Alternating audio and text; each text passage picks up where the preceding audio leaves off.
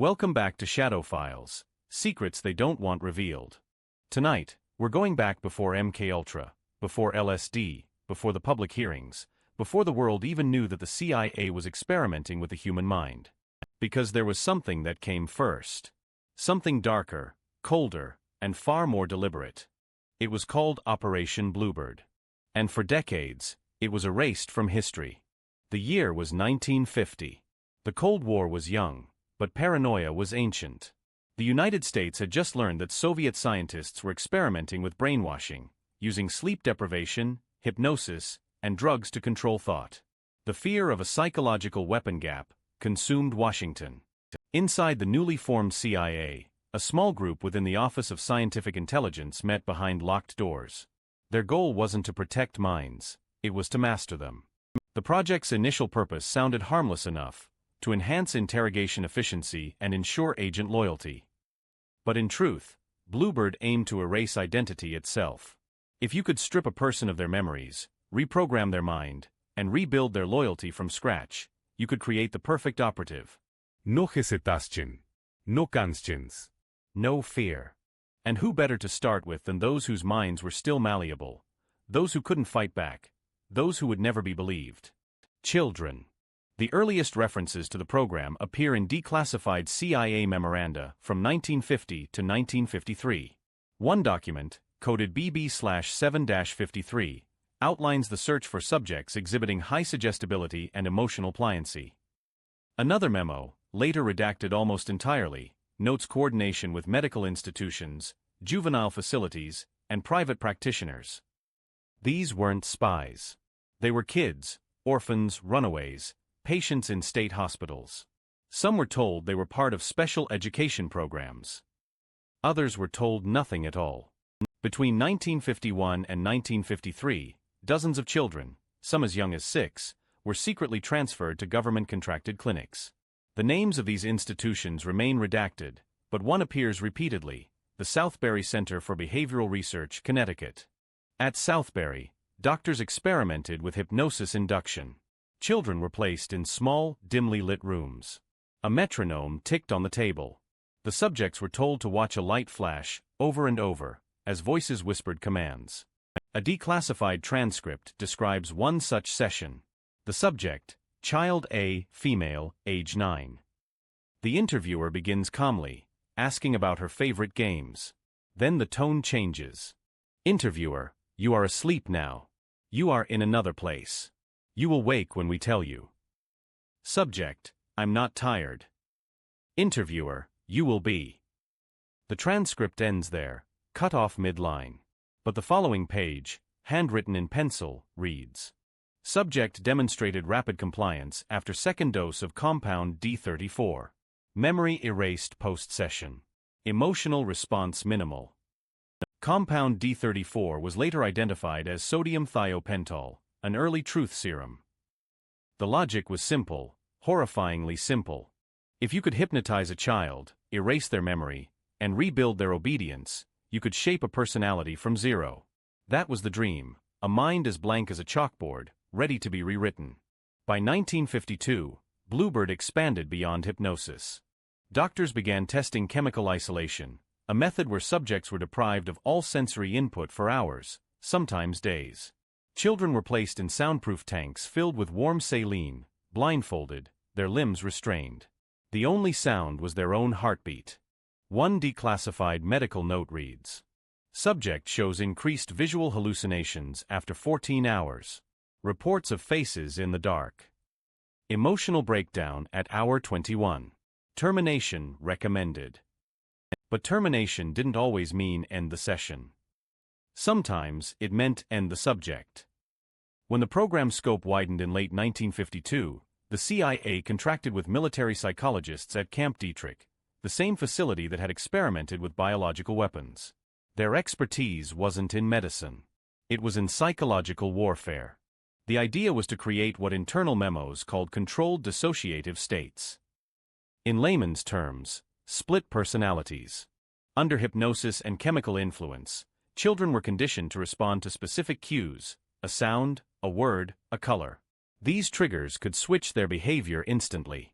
One personality might be fearful and obedient, another might be aggressive and trained for violence. Some reports refer to these personalities as shadow selves. According to a 1953 memorandum by project head Dr. Morse Allen, one subject, a 10-year-old boy identified only as RS, was successfully programmed to perform a simple task under hypnosis, to retrieve a document from a desk and hand it over upon hearing the word Bluebird. The boy later had no memory of doing so. From there, the experiments escalated. Children were exposed to barbiturates, amphetamines, and LSD derivatives still in development. They were deprived of sleep, light, or contact with anyone other than their handlers. Doctors used electric shock as a cognitive reset tool. Some sessions included recorded messages played repeatedly for days, commands, affirmations, even guilt trips meant to shatter their sense of self.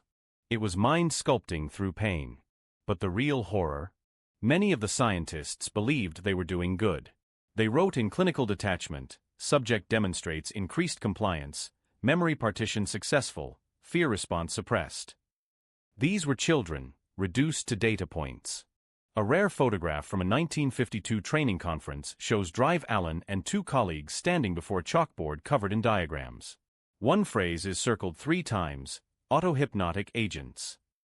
This was Bluebird's ultimate goal, to create human beings who could program themselves. They wanted agents who could hypnotize their own alternate identities, erase memories, and recall them later on command. In essence, people who were both the subject and the operator, slaves and masters of their own mind. By the end of 1953, internal reports claimed partial success. Several subjects displayed selective amnesia and task-specific obedience. The following year, Operation Bluebird officially ended. But like all things buried by the CIA, ending didn't mean stopped. It meant renamed. In 1954, Bluebird was absorbed into Project Artichoke, which would later evolve into MKUltra. But the child subjects, the earliest human test cases, were quietly written out of the record. Files disappeared. Names were changed. Facilities were shut down, their equipment repurposed.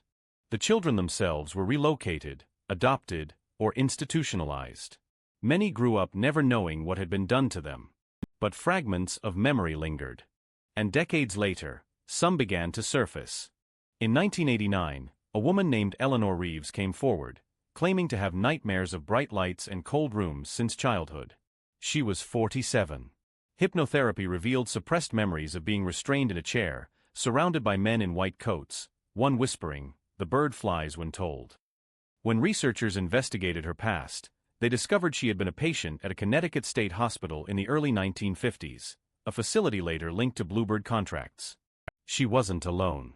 A cluster of survivors from across the U.S., all born between 1943 and 1950, described similar dreams, the same phrases, the same rooms, the same Bluebird symbol. One man remembered a doctor showing him a caged canary and saying, "This is you," before the cage disappears.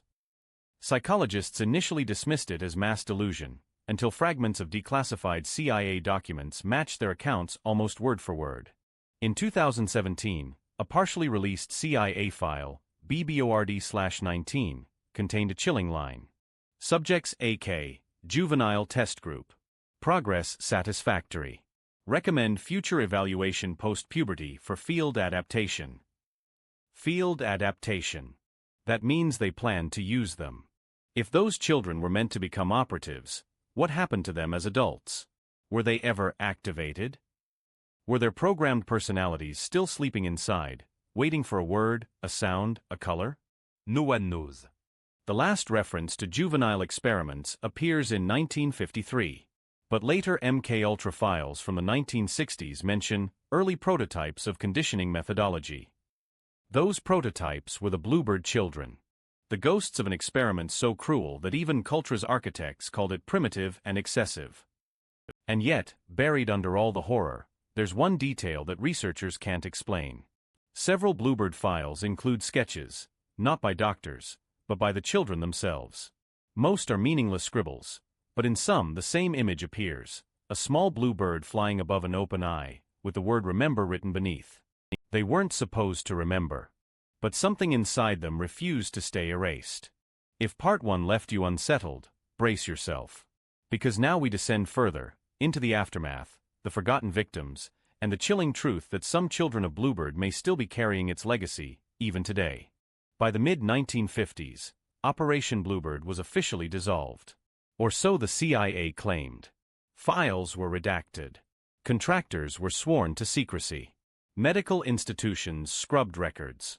And the children, the human subjects, were quietly dispersed, adopted, transferred, or sent to other state institutions. But for many, the experience left invisible scars. They didn't remember everything, but fragments lingered, nightmares of isolation, voices in the dark, shadows moving across their rooms. Some suffered inexplicable phobias, fear of birds, fear of silence, fear of authority figures. Others experienced episodes of dissociation, feeling as if they were two people at once, or watching themselves from above. A man named David Klein, born in 1946, recounted that he would suddenly lose time in his childhood. He remembered waking up in strange rooms, sometimes in different clothing, with no explanation. In the 1980s, after reading a small article about MKUltra, he began to suspect something more sinister. Hypnosis sessions revealed that during those missing hours, he had been subjected to isolation, conditioning, and hypnotic programming, exactly what Operation Bluebird had aimed to achieve. David isn't alone. Researchers who have pieced together declassified documents and survivor testimonies report dozens of adults who show unusual cognitive patterns, intrusive memories, and behavioral triggers consistent with early Bluebird protocols. The methods used were precise, horrifyingly calculated. Children were exposed to repeated cycles of hypnosis and chemical sedation. Memory was fragmented, then restored selectively, so that only certain behaviors remained. Some were conditioned to respond to arbitrary triggers, a bell, a word, a gesture. Others were given tasks, stealing documents, delivering messages, even practicing forms of combat, without conscious memory of performing them. Internal CIA notes from 1952 explicitly mention the goal. Objective: creation of operatives with compartmentalized identities. Each identity must be isolated and controllable through stimulus-response conditioning. In other words, children were being trained to be spies, assassins, couriers, all while remaining unaware of their own actions. The psychological toll was catastrophic. Many children developed dissociative identity disorder, though it wasn't called that at the time. Others experienced permanent emotional detachment, depression, or violent tendencies. Some ran away, others became institutionalized. A surviving participant, speaking under the pseudonym Evelyn S., described her experience in a private interview. They called it the sessions. I remember the chair, the lights, the ticking. Sometimes I wasn't there at all. Sometimes I was someone else. They told me it was for my own protection. I believed them. Evelyn still experiences triggers. A certain tone of voice, a flash of light, or even a rhythmic tapping can plunge her into vivid memories she never consciously lived. The program's secrecy was absolute. Parents were lied to, misled, or completely excluded. If anyone suspected something unusual, they were told it was for the child's mental therapy. Teachers and hospital staff were instructed to maintain strict silence. Some documents indicate that Bluebird coordinators actively recruited children from orphanages and impoverished families, exploiting their lack of guardianship. These children were deemed ideal candidates, because they had no one to challenge their absence or question their treatment. It's a chilling calculus. Take the most vulnerable, strip their memories, and mold them into obedient instruments of government power. By 1954, Bluebird merged into Project Artichoke, which later evolved into MKUltra. But the children of Bluebird were its first test subjects. Interestingly, a small number of surviving documents, never fully declassified, suggest that some of the original children were monitored even into the 1960s. The CIA was apparently tracking their development, observing whether the conditioning persisted, and testing whether triggers could still activate latent behaviors. These were not hypothetical experiments. They were living, breathing humans, sometimes still children, sometimes grown adults, who were being treated as controllable machines. Despite the decades, some of the Bluebird children began piecing their past together. In the late 1970s and 1980s, reports emerged of adults with fragmented involuntary recollections, being restrained in small rooms, hearing distant voices, experiencing fear or pleasure as instructed by invisible handlers. In 1990, a psychologist in New York, Dr. Sandra Lewis, conducted private interviews with several individuals born between 1945 and 1950. Almost all reported recurring nightmares featuring a bluebird symbol, repetitive voices, and sessions in dimly lit rooms. Some could recall sensory details with startling accuracy: the smell of antiseptic, the texture of the chair, the rhythm of a metronome. Dr. Lewis concluded that these memories were encoded in the brain through early, repetitive trauma and hypnotic suggestion, exactly what Bluebird had aimed for. The question of ethics, if it can be called that, is almost irrelevant. By today's standards, the program constitutes child abuse on a massive, systematic scale. Yet at the time, Cold War paranoia justified nearly anything. Intelligence officials wrote in memos that the risks were acceptable because the threat of Soviet brainwashing was existential. A 1953 internal report explicitly stated, "The potential of a conditioned agent capable of total loyalty outweighs any minor developmental risks. Subject populations should be carefully selected, ideally unmonitored by parental figures." Minor developmental risks. That's bureaucratic language for shattered childhoods. The psychological trauma endured by Bluebird children echoes into modern times. Survivors report memory gaps, dissociation, and triggers that activate behaviors they do not consciously recall. Some have engaged in dangerous behaviors without understanding why. Others have spent their lives in therapy, struggling with anxiety, depression, and identity confusion. It's difficult to quantify the total number of children subjected to Bluebird experiments. Some estimates suggest dozens, possibly hundreds, were involved in varying degrees. Because records were destroyed, altered, or never recorded, many victims may never know their history, even decades later. One of the most haunting aspects of Bluebird is the deliberate erasure of memory. Unlike conventional abuse, which leaves trauma evident in consciousness, Bluebird's methods targeted memory itself. Hypnosis, chemical sedation, isolation, and sensory deprivation all work to fragment memory and erase experiential continuity. Children could recall snippets, flashes of light, a sound, a phrase, but not the entire sequence of their ordeal. In effect, many grew into adulthood with missing years of their own lives. One survivor, now in her 70s, recounted, "I remember pieces, flashes of a chair, a light, someone saying my name. But it's like looking through a broken window. I know something happened. I don't know what." This is precisely the mechanism that made Bluebird so insidious. Even after decades, the victims were not only traumatized, they were unaware of the trauma. Another layer of horror lies in the post-program manipulation. Some survivors were observed by the CIA into their teenage years. Reports suggest that agents were sometimes instructed to activate triggers for testing purposes. A phrase spoken in passing, a flash of light, or a subtle sound could bring forth obedience or memory fragments. A former internal CIA auditor later wrote in a classified memorandum, "The children of Operation Bluebird were never allowed to mature unobserved. Even post-transfer, their conditioning was monitored for compliance, durability, and susceptibility to reactivation." Many of those individuals are still alive today, unknowingly carrying fragments of control instilled in them over 70 years ago. The consequences extend beyond the individuals. Family members, adoptive parents, and caregivers were often unaware that the children in their care had been subjected to intense psychological trauma. Entire lives were disrupted, relationships strained, and identities shaped by invisible, imposed programming. The survivors themselves report a recurring sensation, the feeling of an observer within their minds, a presence they cannot identify, but that governs impulses, fear, and memory. Some researchers suggest that the human brain, when subjected to such early and repeated conditioning, can retain these shadow personas for decades, influencing behavior subconsciously. In other words, Bluebird didn't just create operatives. It created living experiments whose effects persist long after the program ended.